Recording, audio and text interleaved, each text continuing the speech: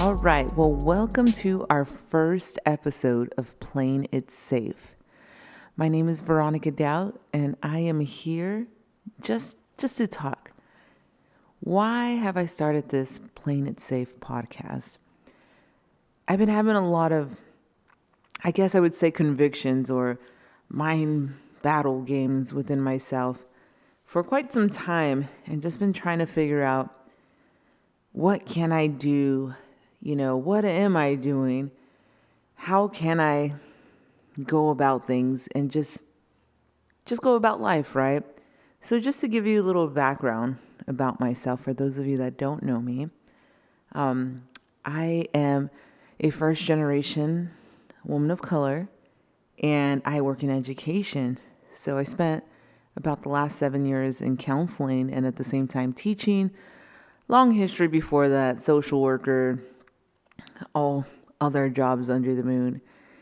And, in today's standards, I'm pretty darn successful. Have a doctorate degree and have done pretty well with myself and my life. And people always ask me for advice. They love my personality. And people just want to know, what is the trick? Well, I found myself talking to a lot of people and a lot of students, especially because I work at a community college. And at the community college I work at, it's in the area where I grew up in. So I do run across a lot of students who maybe I used to go to high school with them, or a lot of older students older than myself. And so when I'm talking with these folks, you can tell there's a bit of uncomfortableness around me, in the sense where they're looking at me and they're like, well, maybe she's judging me because I'm returning back to school, or I don't have my things straight. And we always compare ourselves to others and how better other people are doing, and we compare ourselves with those folks. So when I talk with students, I have to let them know that your journey is the right journey. My journey was not necessarily the right journey. Everybody's life journey is their right journey. What do I mean by that? Is we all go through obstacles. We all face a lot of things. I believe it continues to develop us. Now, for example, I still am trying to figure my shit out. What do you mean I'm trying to figure my shit out? You have a career job. Yes. However, I played it safe. I found a job that had benefits, that had good pay, and, good retirement plan, things like that. That's, something we look at when we're looking for jobs. But I think the main thing that we fail to ask ourselves is, are we doing something we're passionate about, something that we love? Don't get me wrong. I do have passion and love for my job, but it wasn't something that I dreamt about or ever wanted or desired. I literally followed money. I literally followed what will pay better than the last job. I was chasing that check, and while chasing that check, I'm chasing that stability as well, because we've been told we need to be stable. We need, all our ducks in a row. We need to just have a plan. So when I talk with students, I almost felt like that imposter syndrome. So for many of you don't know what imposter syndrome is, you are, there's many types, but you're like doubting yourself. You're always afraid that someone's going to find out that you are not the real deal. And it's almost like you feel that you shouldn't be in that position you are, and you're just waiting for someone to expose you. And it took me a couple years in this position to figure out what the hell imposter syndrome meant, and even to identify that term. So when I'm talking with students, I'm like, follow your dreams. Don't just only want to become a business major, or don't just become psychology, or don't just become a nurse. And there's nothing wrong with any of those jobs. But I guess the reason I feel so passionate about it is that when I was going to college, and by the way, I only went to college because I grew up super poor, super, super poor. And in my family, no one really went to college. It wasn't really talked about. And my mom told me to go to school just because, she's super religious and a lot of people in her church um, were going. And so she's like, you're just going to go there. Now, that's a whole other story in that realm. And I'm not trying to throw anything biblical at your way, trust me. But I ended up going, and all I knew is that I just didn't want to be poor anymore. So while going to college, I had a huge passion. I used to be a DJ. Yes, the DJ, playing music, mixing beats. And my brother used to be a DJ, so he's a few years older than I am, and he did pretty well for himself, so I followed along with him and was doing pretty well and really enjoyed it. But one day in one of my college classes, we had an assignment, and it was for us, it was an in-class assignment, and for us to line up together, and based on your job you want to do, line up by prestige, and not necessarily salary, but more prestige.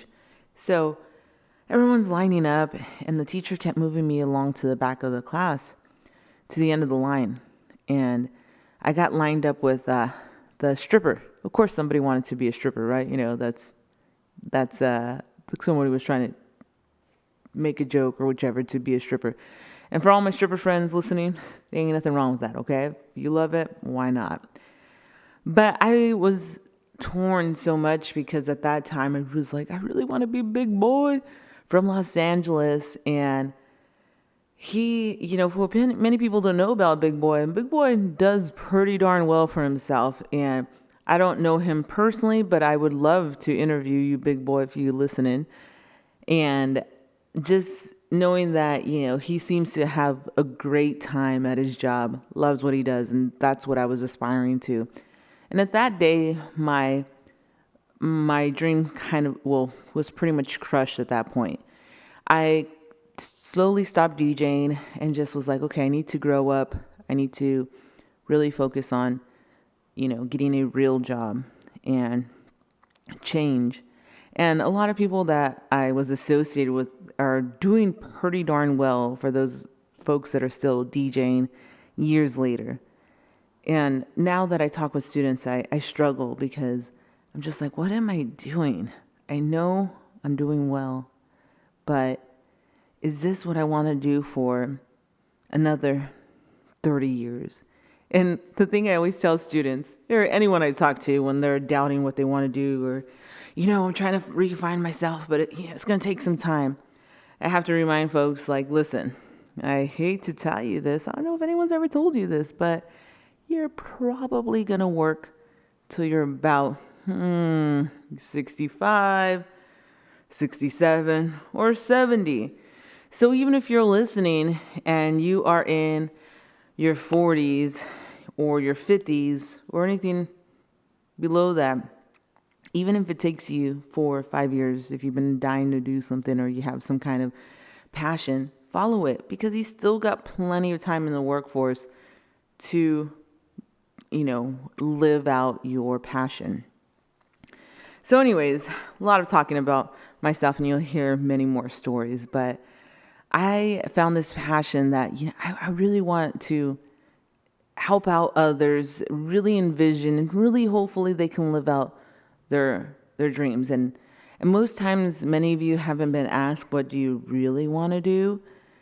Because maybe you come from families that don't have much, you guys are trying to just survive like I was. And honestly, I don't know if I was ever asked, what do you want to become when you grow up? I think in preschool I was asked that, and that sounds silly, but there's a book I have, and I think I wanted to be a clown. And for those people that know me, know I'm really silly and probably got pretty darn close to that. But besides that kind of just stopped, right? I had to start growing up and facing reality. So when I'm talking to people, I want people to really try to figure out what they want to do. And right now is a really good time. Why is it a good time? This is going to sound really bad, but a lot of people, due to this pandemic, have lost their jobs, their so-called careers, and they're just trying to figure out what they want to do. What are they supposed to do? What are they supposed to do? And I'm not saying that that's good that that occurred or that this happened, but a lot of people are in the same boat. They're all just, pretty much you're having to start over. So if you're going to be starting over, or even if you're not starting over and you're in a position that you've been doing for a while and just you feel stuck, there's no better time than now to start figuring out what is your real passion. Many times we can't figure it out, we can't find it. You might even done some kind of career assessment, or I don't know, answered something online, and you're really trying to see what fits your personality. But the reason why you can't come up with those answers is because you haven't been exposed to it. So you just never maybe heard of a particular position, a particular job name. You just know that everything that's been introduced to you it just kind of seems like, meh, maybe I'll do that, maybe I won't. So it's really time to explore and just look at all the possibilities. Now, the one thing that I will tell you, and I guess the whole motivation for this whole podcast is not only do I want to help people try to, that feel that they're in a rut or are just trying to improve themselves somehow or just looking for some answers. This is not a go feel good and let me motivate you today so that way you can just feel warm and comfy inside. This is a let's explore your options. And once you find that passion, how do you hold on to that passion with many failures, many obstacles? If you fall, how do you still hold on to that passion if you're being kicked while you're down? And that's the main thing that trying to push others for. Even trying to get to where I was trying to get to. My story kept changing, and that's one thing you guys got to understand. That's okay. You can have a passion and goals, but if you don't make it or make it in the time you thought, or if circumstances have changed, adjust those and keep going. Did I think I would make it where I'm at? And by the way, my story's not done. Don't know where I'm going to be at in the next 5 or 10 years. But I kept changing. I didn't think I'd ever make it here. I just kept hoping that I wouldn't end up in the same circumstances as I was raised. And not that me being raised, my mother did the best she could with what she had. But I just couldn't see myself still living that life. My grandmother, when she passed away a few years ago, and this woman lived in the same area, rarely traveled, only if we forced her somewhere to go on a trip or something. But, just kind of lived the same life, Groundhog's Day every day. And I'm a person that I just can't handle that. I have a beautiful family, but I still want that adventure. I still want that passion that even though I'm a mother, even though I'm a wife, even though I'm a daughter, even though I'm a sister, even though I am a friend, I always have to figure out who is Veronica? Who is she?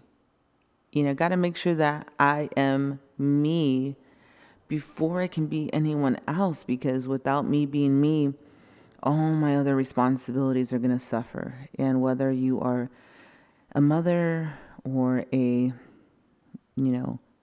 father or a daughter or a son or anything, when sometimes we get so caught up in those roles that we are struggling, we don't know how to go about it and how to get out of that hole. So I'm trying not to make people feel sad with this podcast. I promise we have a lot of fun. As we continue on, this was just the opening. So if you feel intrigued or you feel that you feel that you need some more inspiration, or even if you want to pass this to someone else so they can listen to it and know like, hey, check this out. There's going to be some more good things coming in.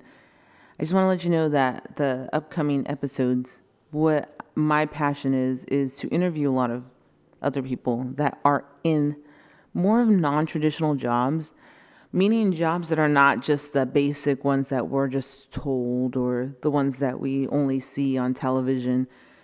And I'll be interviewing all these folks that have not played it safe. And I'm really, really intrigued and interested and also inspired by them. Even though people call me inspiring or people really look up to me, I look up to all these other folks because they followed their passion, even though people probably told them they weren't going to make it. And I'm especially following folks that are non-traditional jobs, people of color. It's hard out there, right? And how did they still make it? And what was their driver? And when they were down and being kicked, when they're getting all the failures and all the no's and all the doors are closing, how do you still keep your passion? And that's what I'm interested in. I think it's important to share those stories so that way others can listen and see people and listen to them and their stories. And what I mean by see, I'm also recording these and you can always watch us. Besides the podcast, Playing It Safe on BuzzFeed, you can also see videos on YouTube at Playing It Safe, because I think it's important that you get that visual if you want to check out who is talking and see all these folks that look like you, people that have similar stories. Was there a magic pill that I took that helped me get to where I'm at? And again, I told you I'm not satisfied where I'm at. I still have big plans. No, there wasn't. My plans now, are they supported? Yes, my husband supports me, but at least encourages me in that way. But yeah, they still have a lot of doubt. People are still like, all right, there's Veronica, one of her crazy dreams again. And that's okay. I'm okay with people not believing, because I know that what I have in mind, I see the vision. As long as you can see the vision, you'll get there.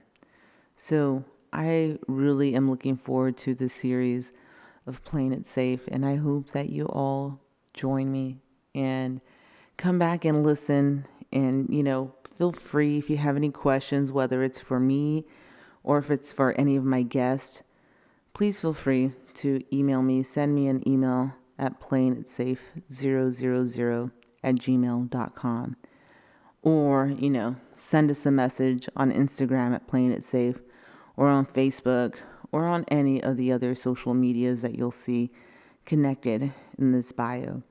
I am excited. I'm a little bit nervous because people always want me to talk and go and say more. But thank you all for joining me today. I look forward to the upcoming episodes. And please, please, please, again, if you feel sad or you're frustrated or you just need someone to talk to, again, please don't hesitate to send a message. Everyone who knows me knows I'm really good at responding back. Thank you for joining us, and I can't wait to see you next time. Bye.